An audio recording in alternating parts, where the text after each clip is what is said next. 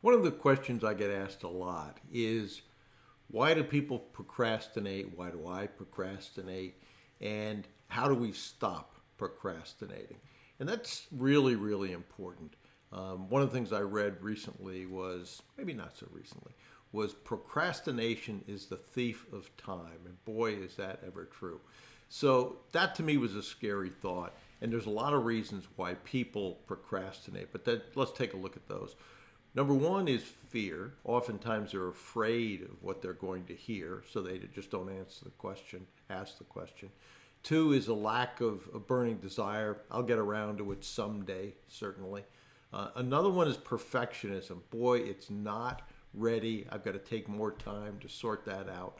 And then lastly, if you take a look at those, what's really the cause of it? And most of the time, the cause of it is a poor self-image, that we're either afraid to hear it, we're not comfortable, on and on and on. All boils down to self-image. And one of the things I find is that most of the time we go through all the scenarios of why something is going to be terrible, why you're not ready, et cetera, et cetera. And you spend more time analyzing why you shouldn't do it than if you actually did do it. And the amount of time to do it and the experience is a lot less daunting than what you think. Mark Twain said it originally: do the thing you fear, and death of fear is certain. And boy, is that ever true. But there's some things that you certainly take a look at. There are some things that are critically important to do. For instance, if you have a smoke detector in your house and you have a family and the smoke detector goes off, you need to get that done absolutely now, and there's a sense of urgency that's tied to it. And there are some things, if you're a brain surgeon, yeah, you want to get right and you want to be a perfectionist with respect to that. But there are some things that doesn't apply to. And you have to realize that a lot of what you're going to do, you're going to fail at. Typically, you fail your way to success. And I want to take a second to read something that I got back in April of 2018. And it was from Sean. If you haven't listened to podcast 23, I'd encourage you to do that. And this was about the first time of his beginning to put a board together. So I want to read you this. So excuse me looking away from the camera when I do that.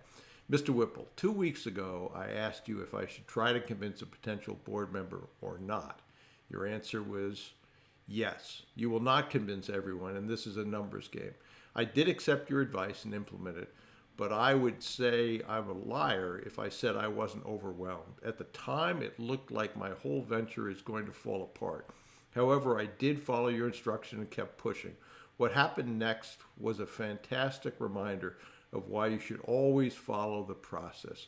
And not only did I get two industry legends extremely interested, one is going to sign the agreement by the end of this week. I ended up with needing to choose between the two retired partners from a big four. One, and he mentions the two, I don't need to go through that. I picked the one from so-and-so, and I'm going to sign him up next week. Had I not followed your instruction and tried convincing the board member that was not interested, I believe I would get more rejection and hurt my self-esteem. By getting more people excited about my venture and wanting to join, I got more confidence. Thank you. And that's the point, too, is that when you take that action, you realize, okay, maybe I wasn't 100% prepared for it. Maybe I didn't think about every contingency.